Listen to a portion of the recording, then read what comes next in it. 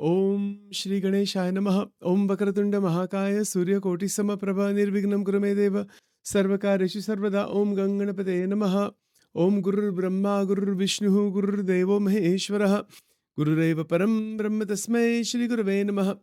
Sarva Mangala Mangalle Shive Sarvartha Sadhike Sharane Trambake Gauri Narayani Namostute. Om Aim Rim Glim Chamundai Viche.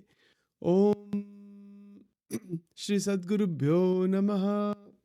Shri Hanumate Namaha. Welcome to Nitya Satsang. Today is the 2nd of December 2024. I want to welcome you all to this morning's contemplation and satsang. I want to offer my prostrations to all the great sages and to Bhagavan residing in the heart of every being. We're continuing to examine these 6 Urmis, and today we're looking at MOHA. MOHA meaning delusion. What is MOHA? So MOHA is an interesting concept because it is a word that is used quite often in the Sanatana Dharma. In Vedantic philosophy, Vedanta represents a profound and intricate concept, often translated as delusion, ignorance, or misapprehension of reality. So it means not seeing things clearly in simple language. So there are some examples that are really right in front of us in daily life, right? So, for example, sometimes people amass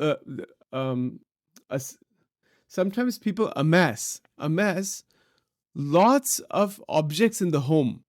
They just hoard a lot of material, right? They don't use it. They just accumulate lots and lots and lots of material. What is that? That is a form of moha. Sometimes people amass a lot of wealth, and then what happens in that they are finished at the end. The body ends at some point. They don't use it for anything. They don't make anything good out of it. So then that becomes a type of attachment also. Another example would be obsessive pursuit of external validation. Consider a person deeply invested in the social media presence, deriving their self-worth from likes, comments, and followers. This delusion stems from identifying their value with external validation rather than their intrinsic self-worth. So again, 2 points here.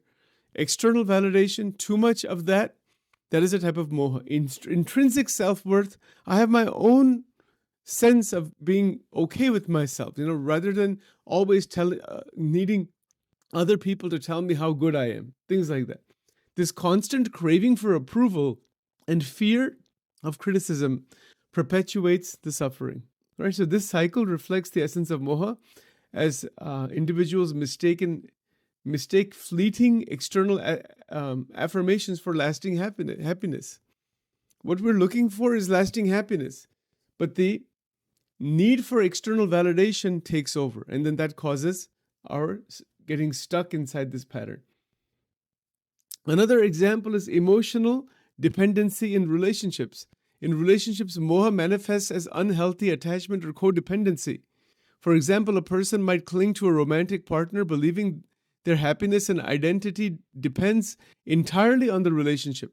This attachment can lead to possessiveness, jealousy, and fear of abandonment, creating emotional turmoil. The underlying delusion is the belief that the partner is the sole source of love and fulfillment, ignoring the deeper truth that happiness is self-generated and independent of external conditions. So this independence of external conditions is the key in Vedanta. Whatever may be going on externally, can one be independent? And yes, one can be when one recognizes the way that moha works actually within one's life. Another example is ego-driven competition. A professional consumed by the drive to outperform colleagues and clings and climbs the corporate ladder might achieve or might embody moha through ahankar. It doesn't have to be, but it can be.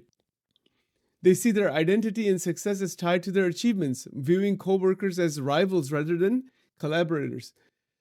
This delusion not only creates stress and hostility, but also binds them to the interconnected nature of work and the value of it blinds them, not binds them, blinds them to the interconnected nature of work and the value of shared cooperation and growth. There's value in cooperation, in growth, in seeing things as interconnected. So ego-driven competition in general is another very big problem in the human civilization. And that's why there's so much pain and suffering. This is another example of moha. Aversion to discomfort. Another example. An example of moha is driven by dvesha, aversion, which means it's a person avoiding challenging conversations or situations out of fear of conflict. Sometimes one has to get into some good conversations with people. It's necessary. But, the fear of conflict is another problem. This is called aversion to discomfort. So by shunning discomfort, they perpetuate unresolved tensions and miss opportunities for growth and understanding. This aversion reflects the false perception that avoiding pain or difficulty will ensure peace, ignoring the deeper reality that true peace arises from addressing and resolving inner and outer conflicts. Inner conflict and outer conflict needs to be resolved somehow. If it's not resolved, we get stuck. So this is called aversion to discomfort, is another manifestation of moha. Okay, now, and there's a whole bunch more. There's a couple more I'll go through and then we'll stop for today. Overindulgence in sensory pleasures. Sensory pleasures are there, but overindulgence in them is also moha, which damages body, mind, everything.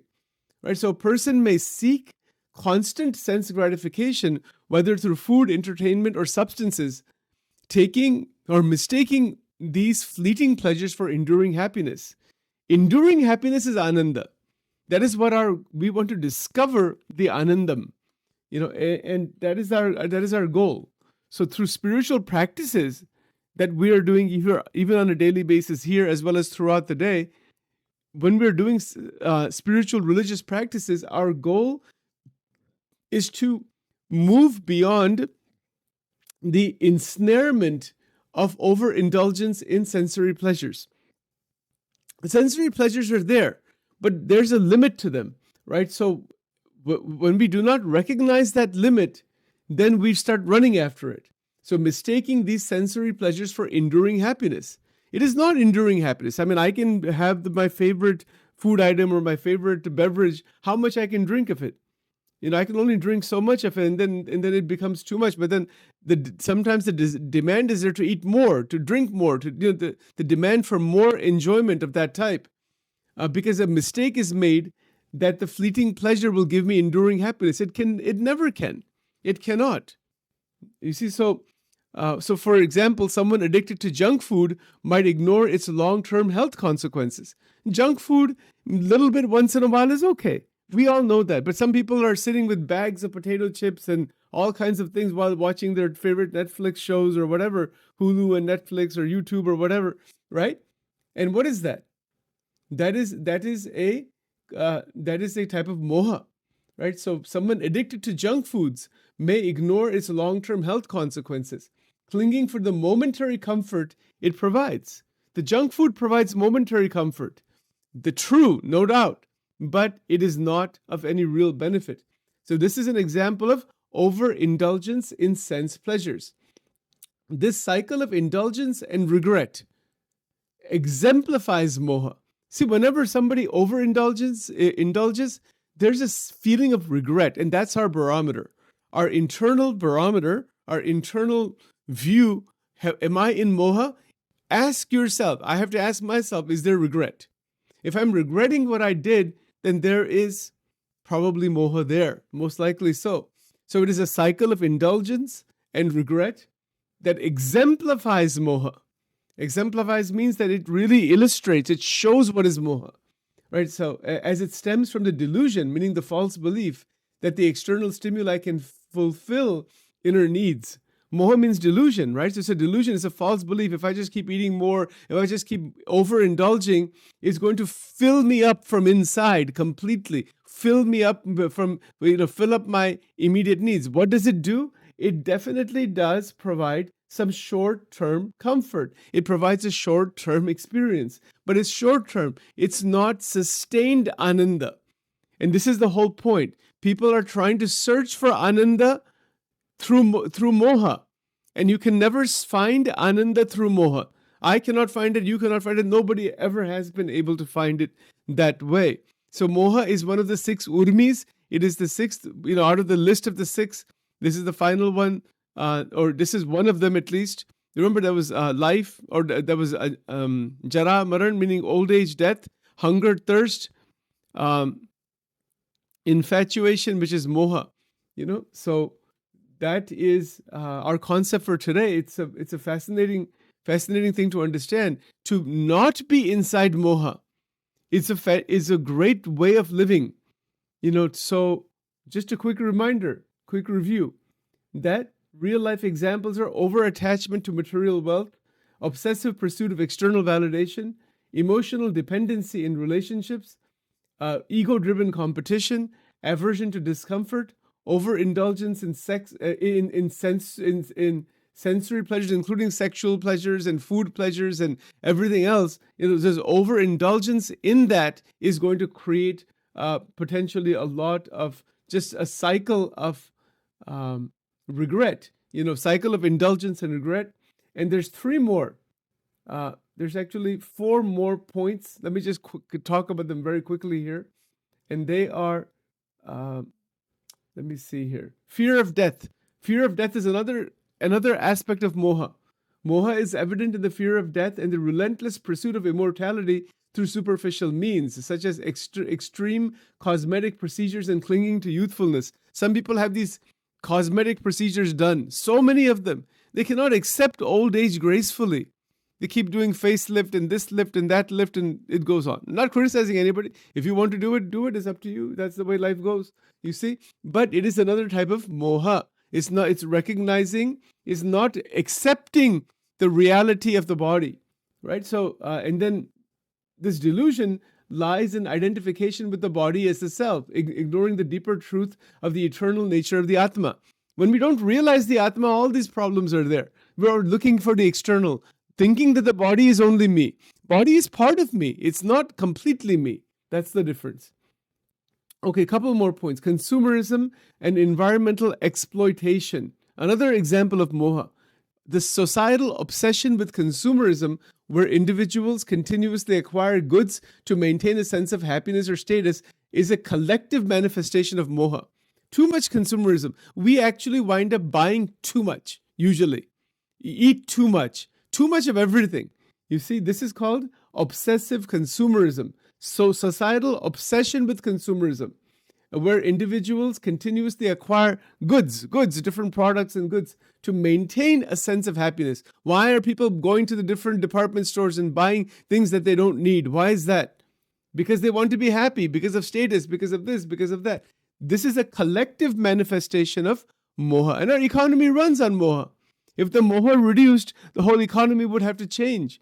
The whole economic system might collapse, actually, if the Moha goes away. It's not going to go away. Don't worry. There's no fear of that happening at all. Iska koi fear hai hi nahi. Only few special souls can awaken out of this madness. It's a total madness. But a person is drawn into that. So tremendous. Just with clothing, for example. Look at how much attachment there is. I should look this way. I need to have this kind of, we of course have our likes and dislikes. But the Moha is where that I have to have this kind of clothing, then I'm okay.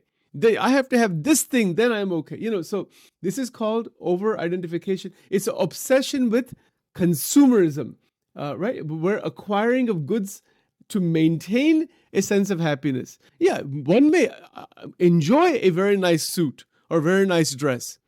That's not Moha. Moha is that if I don't get that, then I'm not happy. That's Moha. If I get it, it looks good. Oh, acha hai, usme kya? There's no issue in that. 10 people say, oh, what a nice dress, and you put some scents and perfumes and all that. Bahut acha. Where's the issue? That's not Moha. Moha is if that is not there, and you're just sitting at home for some friends, and you're wearing simple clothes. Clothes don't define you. You define the clothes. That's the difference. You see, so this is an example of consumerism. And then the second point was also environmental exploitation. So what that simply means is that, for example, people may purchase the largest gadgets or luxury items, not out of need, but to satisfy a sense of self-worth through tied to possessions. This delusion fuels environmental degradation as the pursuit of short-term satisfaction binds individuals to long-term consequences. Sometimes you buy things that could cause a lot of harm to the environment also. That's what that refers to. There's a couple more points here on moha. Parental over-attachment. Let's just talk about that. And there's national and group identity. There's two more points here. National and group identity. A person who overly identifies with nationality, religion, or social group may see others as inferior or separate. This delusion, rooted in ahankar, in the ego, fosters division, prejudice, and conflict, right? That I'm better than you, I'm greater than you, my group is better than you. Nationalism, one country. What do we see today in the whole world? One country. There's no such thing as a country. We have created this thing, these countries. That is another moha. This political map is a big example of moha. In reality, it doesn't have any boundaries. Reality doesn't have any divisions. Reality doesn't have any of these political boundaries that we have created.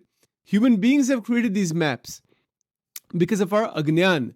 Ajnanatimirandasya jnananjana shalakaya chakshurum militamena tasmai shri guruve namaha. The great sages, they are living beyond those boundaries. We live in the boundary, no doubt, relatively, Vyavarika Satyam, which is delusionally created by us.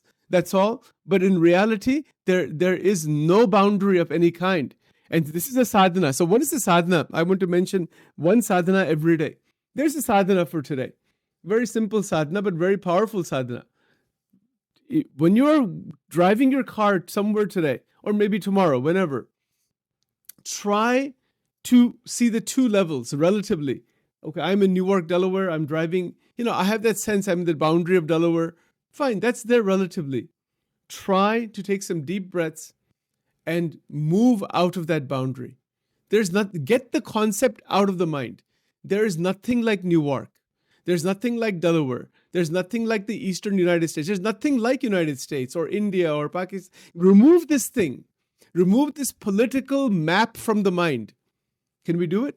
It is a Vedantic sadhana. It is called the removal of the political map from the mind, which Sachin has just created right now. So this is called, it's easy. It's easy to understand. Remove it from the mind. How do we do that? Sit in a park. While you're driving a car, going for a walk, get that thing out of the mind and then see the nature not through the lens of that political map. It is just existence. This is called Sat Chit Ananda. Satchidananda. Sat meaning Satyam. What is Satyam? Not that political map. That is relatively created by the human moha. That political map is false. Separate it out. Take it out and throw it and burn it in the fireplace. It is not real at all. Not at all. No boundary of this kind is real. We have created it. And we are stuck inside the falsely created thing. This is called moha. Now, what is the sadhana? To view the external reality, all the people, all the plants, all the trees, that this is existence. This existence is real. And that existence is one. It's all interlinked biosphere. And then from that, the ahankar dissolves. That I am an American. I have a U.S. passport. I am this and I am that. Take all that is relatively there, but leave that on the side. Completely leave it on the side, and then with that, do the mantra sadhana. Bhagwan ki upasana karna. This is how we reach Brahmic state. Brahma bhav mein Paramatma ki upasana aisi kar. This is how we do this. We have to remove from our system the moha. The moha is a type of disease. That's what it is. It is a type of massive disorder and disease, and it is a block, massive block. So if Sachin says Sachin wants to go beyond moha, all of this sadhana is there. You see, if I say I want to maintain the foolishness that I'm doing, maintain it. Who's going to stop me? Nobody's going to stop me. Keep watching these news channels again, one versus another, one group versus another, and this is whole life is spent and destroyed in this. इसीलिए जो जीवन का ध्येय क्या है? भगवान Narayan. If we want to reach the Paramatma, reach God, we have to evolve out of moha. There is absolutely no choice in that. Okay, so that's that. And again, family attachments versus family love. This is the final point for moha. Family love, just love. That's all. Just love everybody. Don't keep this rag dvesh. मम्मा तो किसी के साथ family में रखना नहीं. बहुत simple बात है ये. And just pure love. Do good for others. Love all. Try to be helpful. Things like that, right? Moha doesn't exist in that. So with that, Om Dhyanamulam Gurur Murti Mantramulam Gurur Vakyam Pujamulam Gurur Padam Mokshamulam Gurur Kripa Om Aim Rim Klim Chamundai Viche Om Aim Rim Klim Chamundai Viche Om Aim Rim Klim Chamundai Viche Om Aim Rim Klim Chamundai Viche Om Aim Rim Klim Chamundai Viche Om Aim Rim Klim Chamundai Viche Swaha Om Durge Durge Rakshini Tata Swaha Om Karacharnagatam va Kayajam Karmajam va Shravananajam va Manasam va Paradam Vihitam Abhitam va Sarvametat Shamasva Jai Jai Karunabde Shri Mahadeva Shambho Om Divilingaya Namaha Urdhvalingaya Namaha Anandalingaya Namaha Atmalingaya Namaha Paramatmalingaya Namaha Om Dvadas Jyotirlingaya Namo Namaha Om Trambakam Yajamahe Sugandhim Pushtivardhanam Urvarukamiva Bandhanan Mrittar Mukshiyamamritat Namah Shivaya Om Shri Durga Arpanamastu Om Shri Radha Krishna Arpanamastu Rim Swaha.